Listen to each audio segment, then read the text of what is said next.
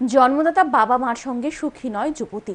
অভিযোগ, বাবা মা বিভিন্নভাবে তাকে নির্যাতন করে। সেই নির্যাতনের হাত থেকে বাঁচতে মানসিক শান্তির জন্য বাড়ি ছেড়ে রাজ্যের বাইরে গিয়েছিলেন রাজধানীর গ্রেন্ডওয়েজ এলাকার বাসিন্দা অবসরপ্রাপ্ত শিক্ষকের মেয়ে।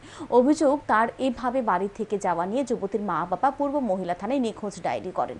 আরও অভিযোগ, এ নিয়ে বিভ্রান্ত ছড়ানো হয়। সেই খবর মোবাইলে দেখে আগরতলায় ছুটে আসেন যুবতী। এসে সোজা যান পূর্ব থানায়।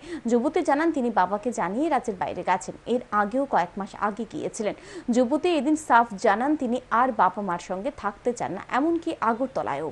তাই ঝামেলা মিটমাট করে ফের তিনি আগরতলা ছেড়ে চলে যাবেন। পাশাপাশি জানান, মা বাবার বিরুদ্ধেও মামলা করবেন। তবে যুবতীর অভিযোগ যদি সত্যি হয়, তাহলে আসলে কেন মা বাবা মেয়ের সঙ্গে এমন করছেন তা জানা যায়নি।